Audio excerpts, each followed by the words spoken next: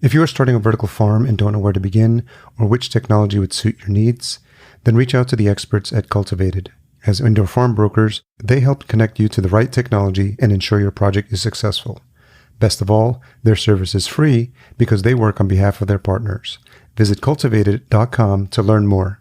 And that's spelled cultivatd.com, or click the link in the show notes.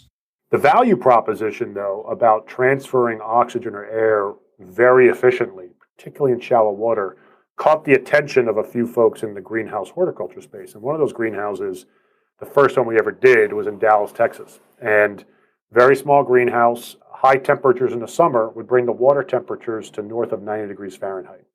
Well, what happens when water temperatures rise is the amount of oxygen that water can hold goes down. It's Henry's law. It's a function of physics.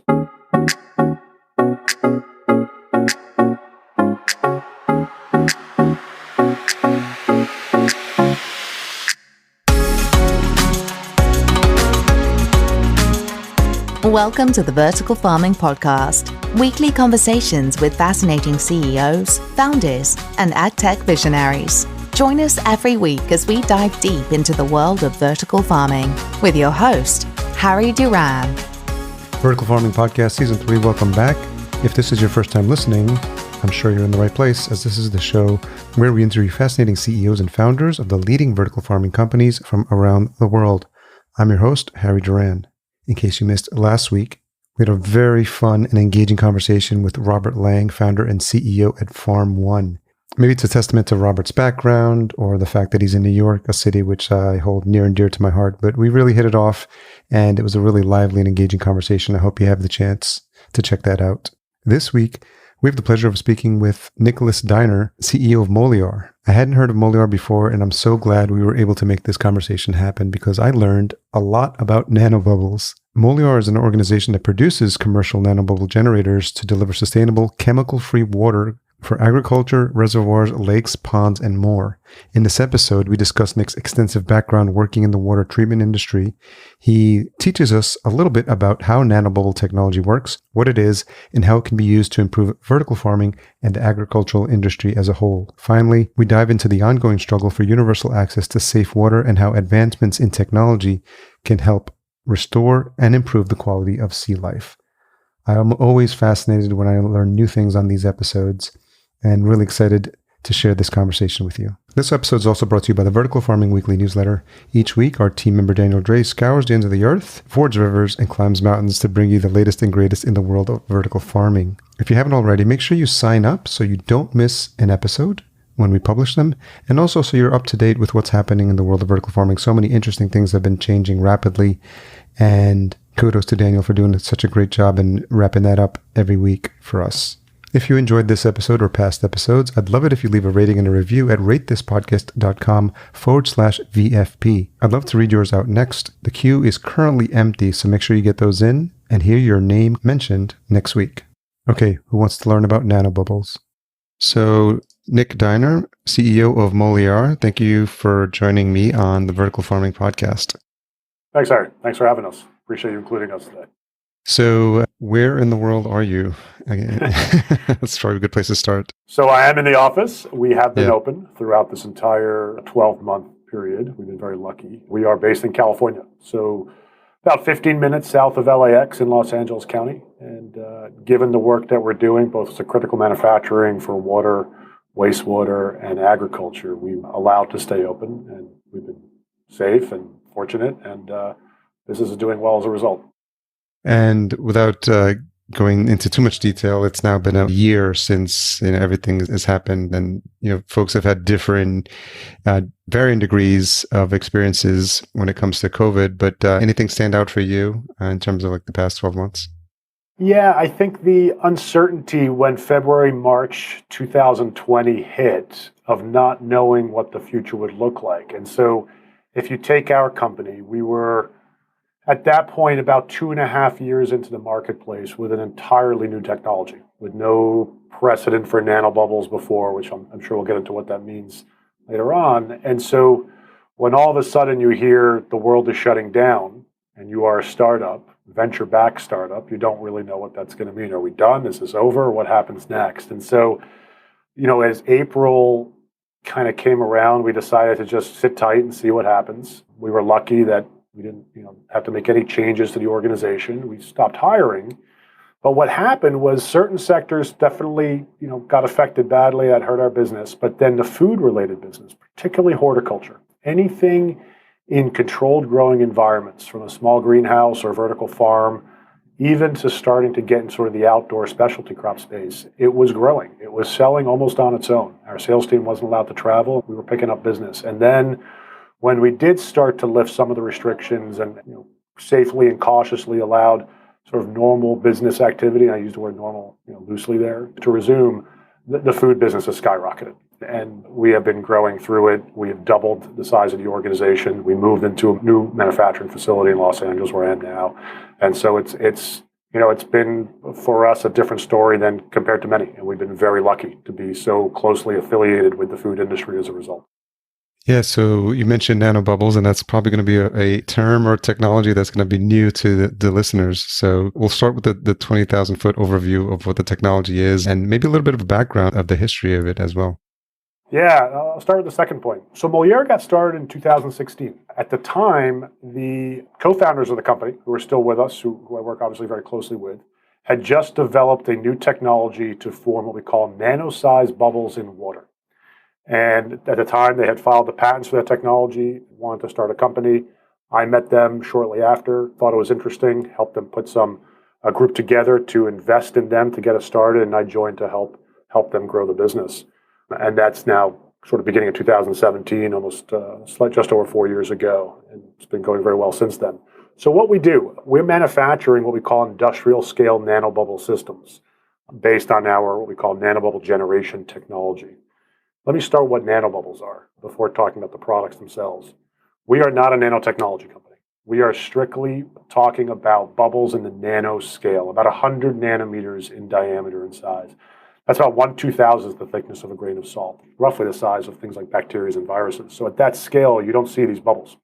They behave completely differently from all of the bubbles. So whereas all other bubbles are being formed when you're trying to inject gas into liquid, typically it's air, oxygen to water for these different types of biological industrial processes, you form a bubble, the bubble starts to rise. As it's rising, you're trying to dissolve air or oxygen as quickly as possible. Now, most bodies of water are very shallow. Most bubbles happen to be very big. So the bubble's rising quickly. It's not spending a lot of time in the water. Very little oxygen gets in. Bubble gets to the surface and pops. The vast majority, 80 and 90% of that oxygen is going to go to atmosphere. It's very difficult to get oxygen to water efficiently as a result. Nanobubbles are so small, they actually can't rise to the surface. They stay in the body of water. So we're dissolving 30 times more oxygen or air per foot of water in depth. So it's a highly efficient, highly economical way to elevate oxygen levels in water, which improves water quality. We can touch on that in a little bit in terms of what that means. And then more importantly, these bubbles actually stay in the water. So they're dissolving very slowly. And the bubbles start to participate in different chemical, physical, and biological reactions that are creating value around improving water quality, oxidizing or eliminating the presence of pathogens, helping to reduce the presence of things like biofilms and scaling that forms on piping infrastructure, particularly in irrigation. So you get this dual benefit. You start to getting enhanced oxygen levels around the roots of plants, and that's why we've done so well in that irrigation space, plus better water quality as a result of the behavior of the bubbles and the oxygen levels in the water to provide almost like a cleaner, better water quality to the roots. So you get this dual benefit from the technology. What we're doing is forming these nanobubbles in a highly scalable system. So what we do is we diffuse the oxygen to flowing water. We do it at any flow rate. We standardize around certain packages. We can do it for any liquid flow, any water flow rate. And we put it into a system that provides all the features and functionality for our customers to be able to utilize it. And what we've seen now, particularly in the farming area, where over 200 different greenhouses or vertical farms are using our technologies, that the system arrives, they usually can install it in a few hours, maybe up to a day, program it to match their irrigation cycles and the volume of water they're using. So they'll bring the oxygen levels to a certain value, irrigate, and that's creating the value for them. Is it as easy as it sounds? Is it a plug and play system? And how much retrofitting needs to be done for, depending on the vertical farming? Obviously, we've had conversations here with folks that are doing everything from the container farm to the multi-acre, full build out. So I'm wondering what the applications look like in those different environments. Yeah, so we can accommodate or we can package the technology for any size. So we can go a small containerized farm to a large, a massive traditional Dutch greenhouse. Some of the next generation greenhouses that invest heavily in technology are also customers of ours. So it's very flexible in that respect. In terms of plug and play, I mean, it's close to it, right? Some things, are truly plug and play where 5 minutes of effort, that's not us. There is some work. I would be misleading if I said otherwise. But typically it's minimal. It's plumbing and power. We're not really changing process. We're not going to change how you irrigate.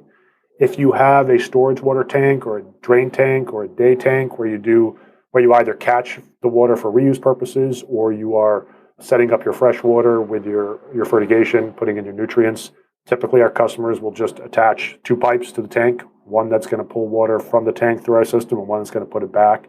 Our system comes with a pump. We can provide an oxygen concentrator if you want to use pure oxygen. We can provide an air compressor if you want air, or you can attach it to an external gas source if you buy your oxygen from a gas supplier, and then you plug it into power. So typically it's a few hours of effort, particularly in the horticulture space. When the company first got started, when you think about the applications where you thought this was going to make the most sense or show the most improvement, how has that changed? And, talk about the entry into the agriculture world as well. Yeah, no, and I love that question. Thank you for asking. We started out thinking we were wastewater. So we were going to go to every wastewater treatment plant and provide them a more efficient way to get air into the wastewater treatment process, to elevate the oxygen levels, to enable the microbiology, the beneficial bacteria, to treat the contaminants in the wastewater before it gets discharged to a river, lake, ocean, et cetera. That's a hard business. Anyone who's been in the wastewater business can tell you that's a hard business. The value proposition, though, about transferring oxygen or air very efficiently, particularly in shallow water, caught the attention of a few folks in the greenhouse horticulture space. And one of those greenhouses, the first one we ever did, was in Dallas, Texas. And very small greenhouse, high temperatures in the summer would bring the water temperatures to north of 90 degrees Fahrenheit. Well, what happens when water temperatures rise is the amount of oxygen that water can hold goes down. It's Henry's law. It's a function of physics. So when the temperatures rise, they're not able to maintain a dissolved oxygen, DO as we refer to it, in the water that enabled the crop to actually grow effectively. And you would see it in the roots. The roots would look very brown, very small, not healthy, not robust. So that grower heard about Moleaer, heard about our value proposition of dissolving gases very efficiently, heard about these nanobubbles staying in the body of water, and sort of simplifying it a bit, said, hey, this could be interesting for us. Would you like to do this together? And we said, let's go test it. Just give you a free unit to trial. Let us know what happens based on what we were reading, the literature, the idea that roots need oxygen, all kind of made us feel like the science was on our side. Now it's just a function of does it actually work in a commercial environment. And so they tested the product using pure oxygen, injecting these oxygen nanobubbles through our technology into the deep water culture. They were growing through a deep water culture pool. And brought the oxygen levels to about 25 to 30 parts per million, or milligrams per liter. That's about 2.5 to 3 times more than the saturation point you can achieve with air. And we did it very cost effectively. What was more interesting, though, was the output, right? We have some great photos of this, even on our website, where you can see basil, lettuces, basically leafy greens, grown in oxygenated nanobubble water, grown in basically regular water where they're using some sort of air stone or venturi to put air into it. And the yield improvements are greater than 50%. Now, that doesn't mean that we're going to guarantee a 50% yield improvement everywhere you go. That's not the point. The point is that we saw markedly different outputs in growing without changing temperature. This was at 93 degrees Fahrenheit water.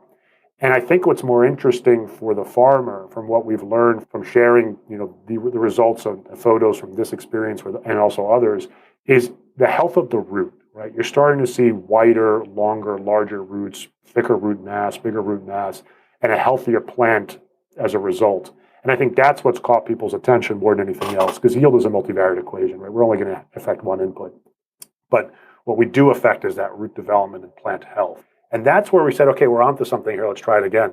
So we did another greenhouse, small one, actually introduced by that first group that we did, and then started doing it again and again. And now more than 40% of our business is horticulture. So it has truly become sort of the cornerstone of what we do. And the most interesting part is most of the salespeople that we started with, who were still in the organization, came from the wastewater business. They've adapted their knowledge of water treatment and the role of oxygen to solve problems in these other industries.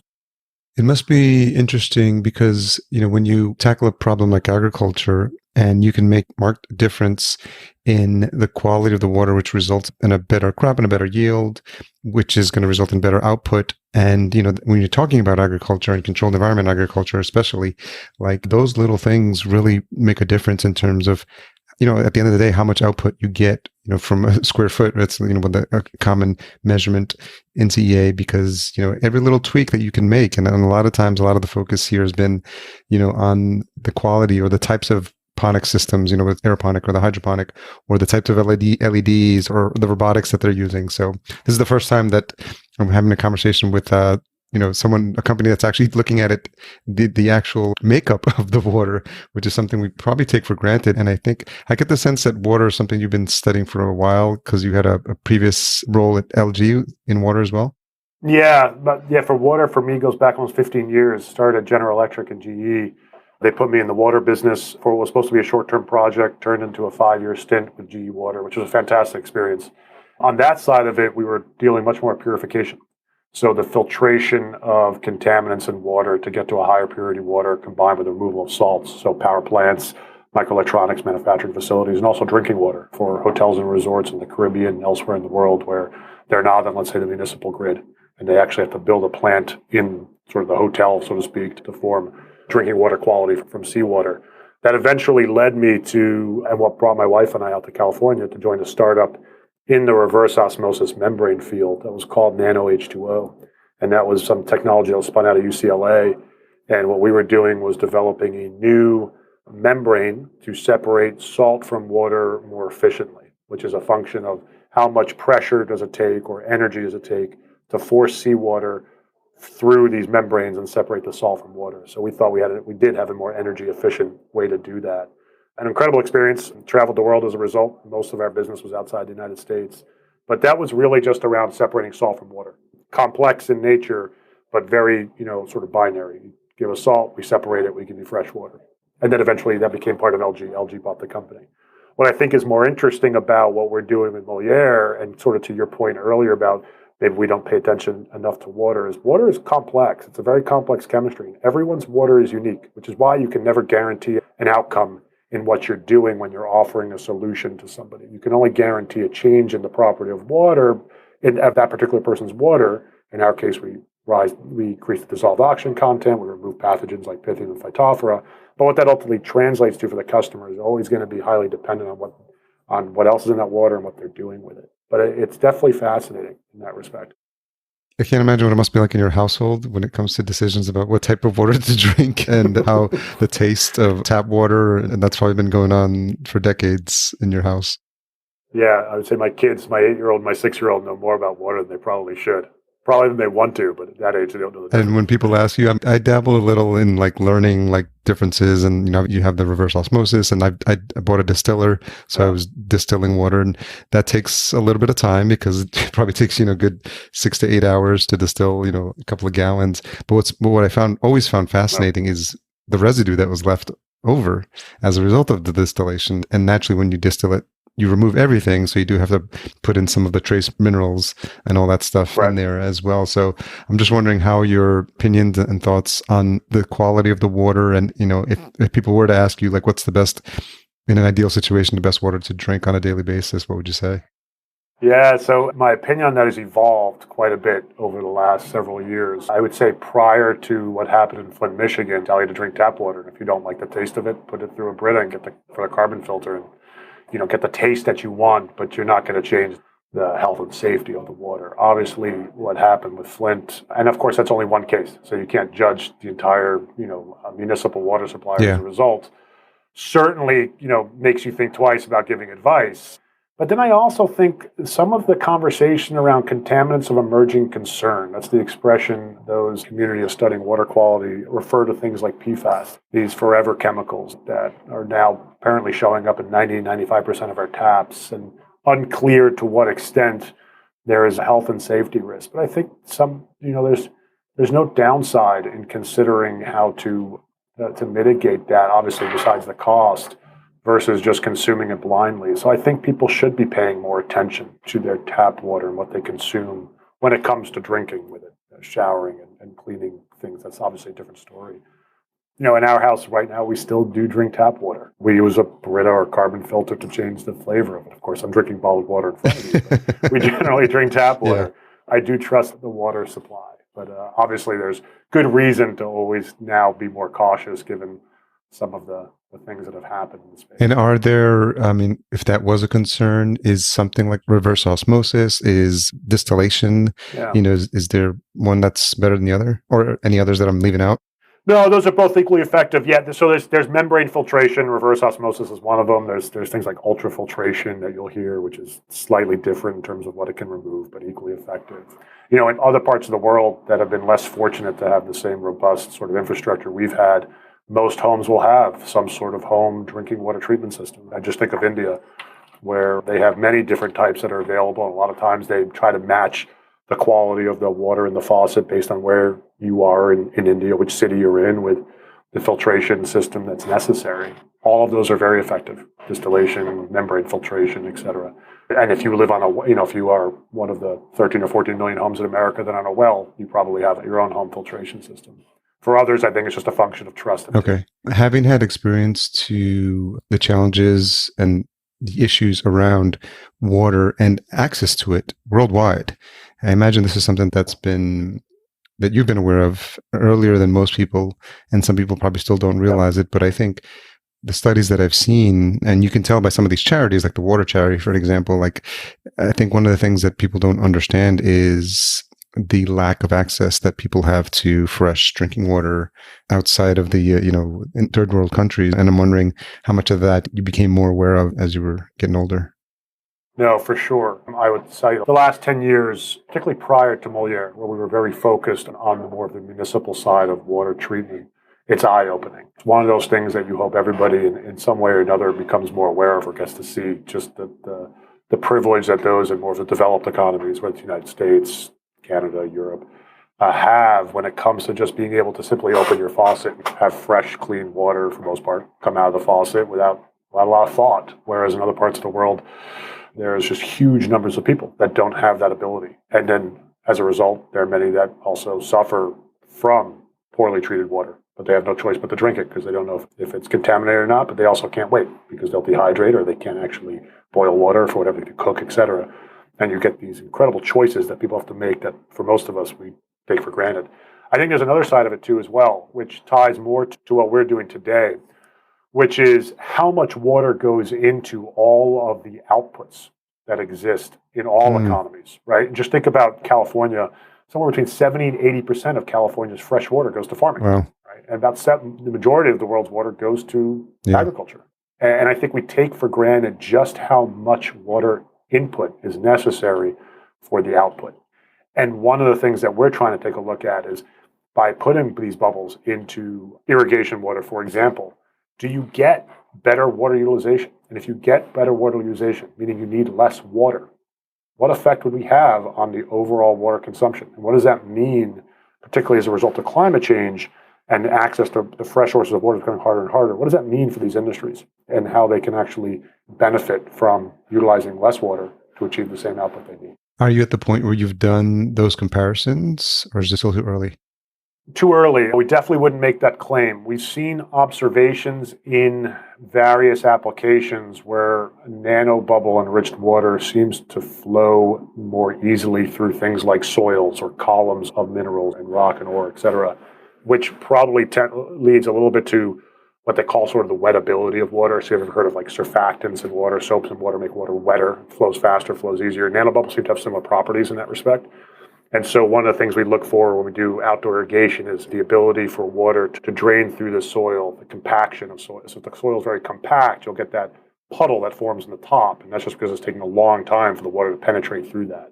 We want to see if there's differences in the way the water will flow through these compact soils. And if that's the case, and the soil is able to retain that moisture, then we're on to something. And that's something we're looking at over the next several months as part of the sort of evolution of how our technology goes into more and more applications or deeper into existing applications. On the site, when you talked about the specific applications within agriculture, you have it broken up into horticulture, aquaculture, and food safety. Do you look at those as specific individual use cases? Yeah, and very much specific use cases, specific applications or industries. We work with different partners and sometimes have completely different customers, and I'll elaborate a bit on that. So I'll come to aquaculture third on that list. When we think about horticulture, sort of controlled growing, where farmers are investing in irrigation, could be drip line systems, could be, obviously, if it's in a greenhouse, could be deep horticulture or NFT with the gutters. That to us is one specific market. Taking our technology and our products, injecting oxygen nanobubbles into that irrigation water, improving the root health, root development, plant growth. In food safety, we see it very differently. Food safety is really around the washing of foods and the sanitization of food packaging equipment and food processing equipment and the washing of food surfaces. Virginia Tech University, I would say now probably 3 or 4 months ago, published in a scientific journal a paper using Moleaer system to produce nanobubbles, showing that nanobubbles were able to break apart biofilm, what they call biofilm matrices on surfaces like Vibrio, Listeria coli, as a viable replacement alternative to chemicals, chlorine, parasitic acid, et cetera. And that would be a different customer group. So rather than going to like tomato farm, you're going to like an apple orchard and not talking about growing apples, but washing apples. And that's a new segment. We're really starting to look at that through partnership potentially and developing that. We're just taking some of that work from Virginia Tech and starting to see how we can translate it to something commercially viable. Aquaculture is a bit different. We really focus primarily on salmon farming and shrimp farming, salmon being the larger of the two. In that segment, our customers are already using oxygen. We're doing two things. We're going to reduce the amount of oxygen they need to maintain oxygen levels to grow salmon effectively. And then we focus on certain, what I call niche, although still enormous, applications within salmon to help those growers overcome certain challenges. So salmon they're vulnerable to sea lice. Basically, it's like a bacteria that forms on the fish itself. You have to treat that. When you treat it, you want to maintain higher levels of oxygen so the fish are not under as much stress. So we focus in that area to help companies that specialize in sea lice treatment do it more efficiently with the salmon grower.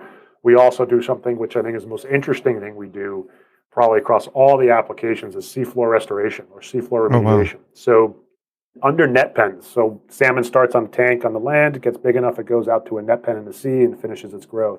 While that net pen, there's fish waste and there's food waste that comes to the bottom surface of the seafloor, it lands on the seafloor below the net pen. And what happens is it starts to deplete the oxygen levels on the seafloor, and the seafloor life dies. So the problem with trying to oxygenate the seafloor using conventional methods is that the bubbles rise. So none of the oxygen actually comes to the bottom. Well, nanobubbles don't rise. They're highly efficient at delivering dissolved gas, in this case oxygen, to a target. And if the target is the seafloor and you inject at the seafloor, it will stay on the seafloor. And so we're starting to do work through partners in Chile, where it's become a much bigger issue than elsewhere, around seafloor restoration, the remediation of the seafloor, by bringing oxygen levels back to the seafloor below these salmon cages. And it's interesting because it's another example of just how the technology starts to expand and create value in these industries beyond just a traditional put oxygen in the water. I would imagine now that like my mind is racing because like if you think about all these places like the coral, right? They talked about the places where they know that it's been damaged or it's beyond repair. And I'm wondering if there's applications out in the wild, not just in controlled environments, where the injection of this nanobubble water could improve the quality of the sea life. Yeah, our head of marketing wants us to go fix all the bleached coral in the world. I tell her it's going to be a lot of nanobubbles, a lot of boats. But she's absolutely right. I mean, the technology can help restore it. It's really a function of just the scale and the cost to do so. And it always comes back to, well, who's going to pay for it? And I think, and there's other ways to also try to address that issue, right? And so at some point, I think most importantly, the issue gets addressed and a solution is found. And if we can be part of that solution, we'd love to be. But it's an enormous problem that's going to require some enormous scale. Ocean's pretty big. Well, where we do think similar is rivers. Oh, yeah. So, I mean, America's rivers are sort of under threat in a very big way. People see it from just looking at it, right? They're yellow and green. That's a big area that we're keen to focus on and really start thinking about how do we restore the aquatic health of these freshwater bodies across the world. Is any of this patented? Yeah, our core technology is patented in the U.S. and many international markets, and then we actually continue to invest in new ways to generate these nano-sized bubbles. So we have additional patents that are pending related to nanobubble generation. We still invest heavily in technology development as well as product development. Take me back to the moment when you met the founders. Having had this experience in water, What was it that got you like excited about what you saw here? Because I imagine there was something there because, the fact that you're now running the company means you saw some promise there. Yeah, well, I'll tell you, when I first met him, I wasn't interested because I was told it was an aeration system. And I thought aeration was sort of uninteresting. Aeration's been around for 75, 100 years. It's widely used in every wastewater treatment process. Wastewater comes in, you put some bugs in there to treat the wastewater. The bugs are aerobic, so you got to give it some oxygen. Well, you put an aeration system in there, and then you just give it time, and it will do its job. When they started to discuss this whole idea around nanobubbles, and you start doing Google searches on nanobubbles, you will go down a rabbit hole very quickly. And it's fascinating. The extent of research going on in the academic community at the university level around the use of nanobubbles is extraordinary. We only focus on a few markets, and they're obviously very big markets, around bringing this technology into sort of the commercial industrial world. But there's research around using gold-coated nanobubbles as an improvement to chemotherapy for cancer treatment. There is the use of oxygen nanobubbles to deal with skin disorders, and we've been called by families who've asked us for that, which is always a hard conversation when you hear about the challenges people have.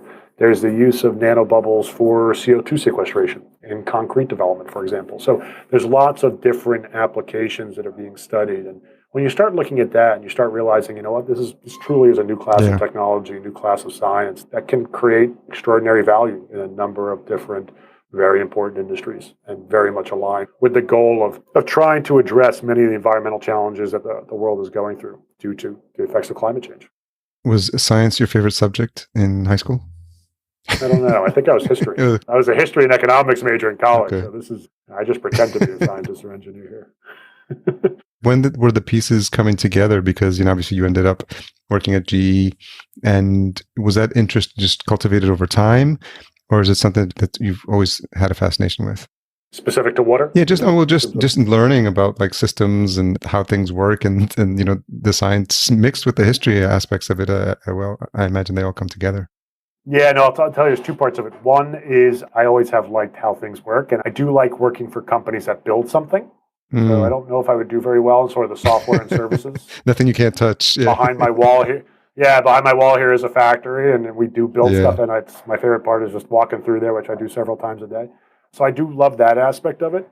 I think what got me really hooked on the water side of it is the local aspect of water, right? So when I was in my previous company, I was lucky to travel to 92 countries and to do business in 92 countries. And just seeing people, meeting people, learning about people in each one of these different places in the world. And water is obviously very personal. It's very local. It's very fundamental to, every country's economy and every person inside that economy or country. That you start to get just an enormous appreciation for this industry. And you get to live a very extraordinary life as a result. So this is the first time you've had a leadership role, chief executive role? Is that correct? Yeah. So talk a little bit about that journey, because how do you prepare for that?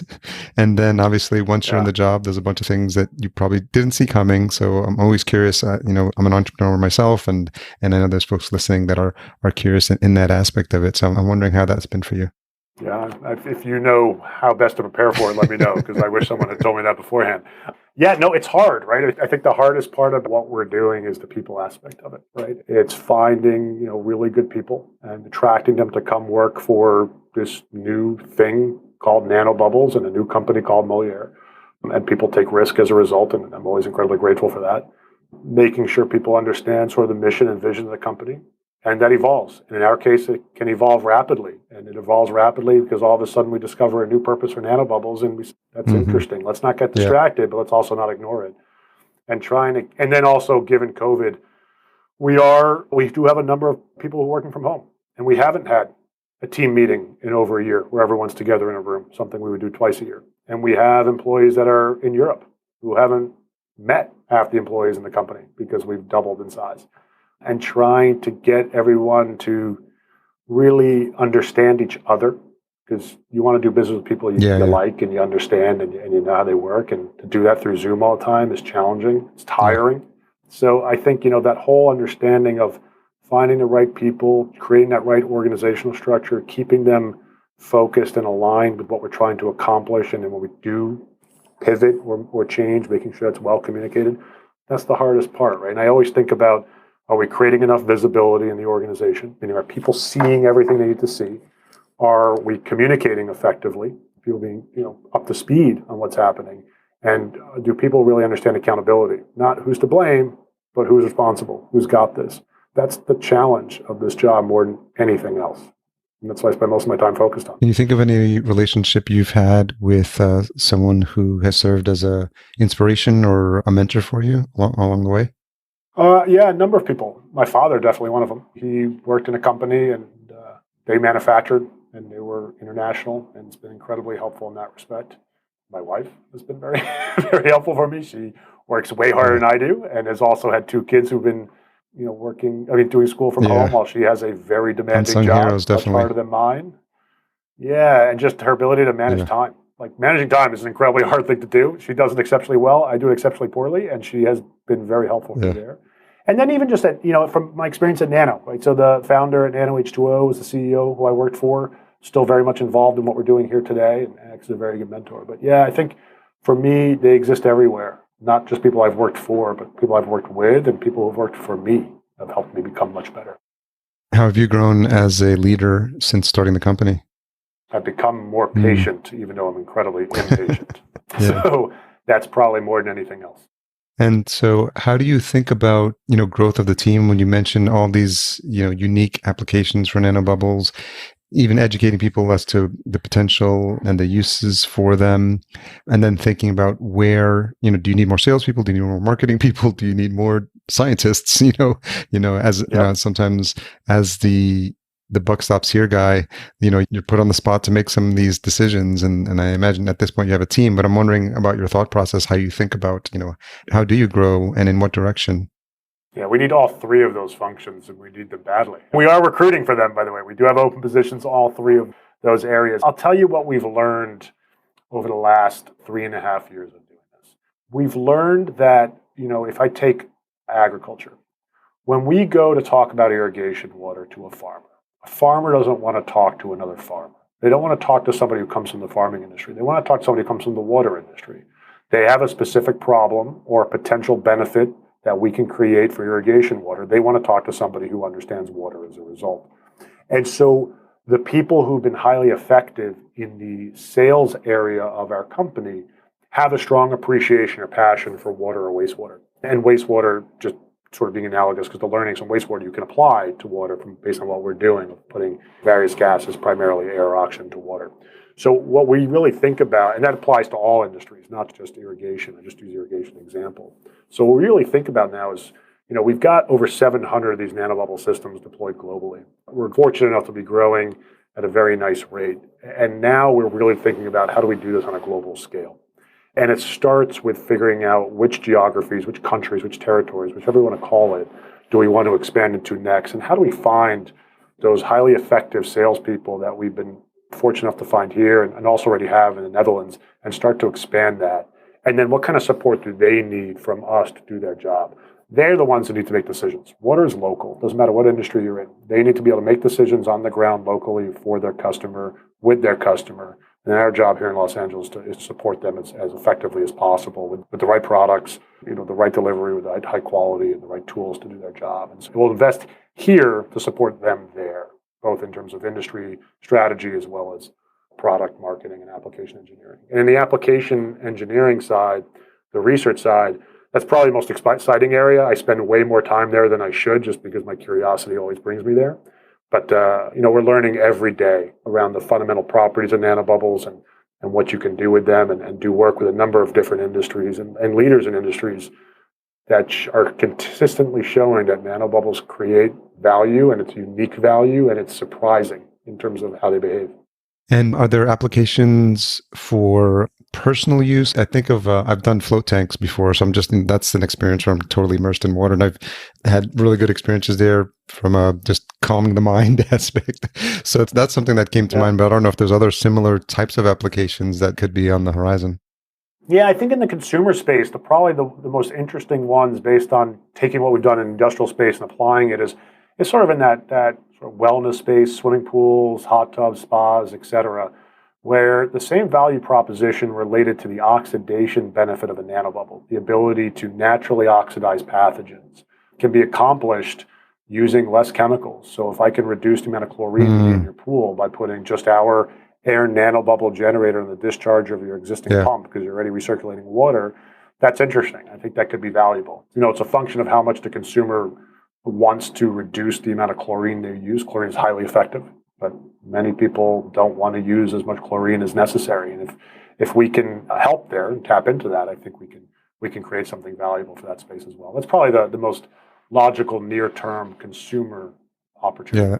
But we have one of our co-founders talks about fish bait for well boats. Oh, yeah. So actually, I don't even know. I'm not a fisherman, so I don't know what you call it. But keeping the fish more vigorous and healthier. And so the list of ideas around this is pretty long. What's been the most interesting thing for you as you started to learn more about the vertical farming, controlled environment industry? Because, that was the origin story for this podcast, just me being fascinated and having and learning along the way by having these great conversations with these CEOs and founders. And so for you, not even understanding that this was going to be an application when you started the company, now seeing how much value it's adding for this industry, what's your learnings been?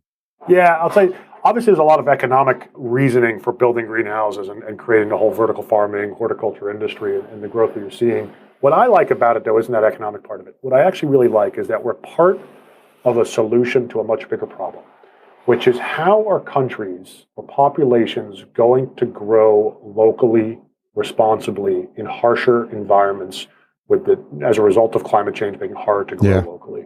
And the fact that we're playing a role in that is incredibly important to me, and I hope to the organization and our entire team, because it's important, right? And so when I see, particularly countries like the Middle East, right? So in the UAE or Saudi Arabia, that whole Gulf Coast, the GCC area, the effort they're making to figure out how we're going to grow in a desert. Well, you can't do that unless you're doing vertical farming or greenhouse type farming. And the fact that we can play a role in that and make that more cost effective and more viable and more responsible, more sustainable is an important sort of vision and mission to be behind. And I think that's my favorite part of maybe anything we're doing as a company, but particularly in what we're doing in this space. Yeah, and it seems to be a consistent message that I hear throughout these conversations. The more people we have working on this problem, the better. I really don't get the sense that anyone feels like they're in competition with each other. I think it just really this need to solve this global problem, of access to food, quality food, and, supply chains and everything that all these different companies are doing, and through their unique specialties are improving their sort of like piece of the process, which is what I love. Yeah. No, for sure. And it's nice to be part of that. What's a tough question you've had to ask yourself recently? I wasn't prepared for that one. A tough question. I would say the tough questions that we're experiencing professionally now are what to go after and what not to. So there's the silver, that shiny silver spoon, the expression of, everyone wants to, or the shiny object people always want to go chase, and having to tell people no more and more, which is never fun, right? Is getting to be a bigger responsibility as the company is growing, and obviously falls on someone like myself to sometimes make those decisions. That's the hardest part, I think, professionally. Okay. Is there anything about the technology that I haven't asked that I should? No, I think we covered it. Yeah. No, I think it's the only thing I'll add, just from something we're doing, I think is pretty interesting, particularly as we expand into maybe the specialty crop outdoor space, which I know is a bit different from the vertical farm, is we're starting to offer our products now in terms of these more mobile systems we offer as a service. So we're really trying to create more of a nanobubble ecosystem around our customers and how we operate with them and our channel partners in the process. And I think that's going to be an interesting aspect of what we're going to be doing, combined with the digitalization, the digital platforms that we're putting in place to be able to enable our customers to control this equipment more easily remotely, have visibility into the equipment and the quality of water, and really trying to not only provide a solution to the problem, but also make them aware of the problem and connect it to. And I think that puts Moleaer in a unique position in this aspect of how we enhance the value of irrigation water. Yeah, that reminds me, it seems like with a lot of these applications, once the system is in place, anything to measure or track the effectiveness, I think is really important. And I imagine that's something maybe to what you're alluding to, this ability to measure the results before and after, during, and just, so that the the client can see the efficacy of the systems, I think is probably something really important for them, especially as they're thinking about the cost and the time of making an investment like this.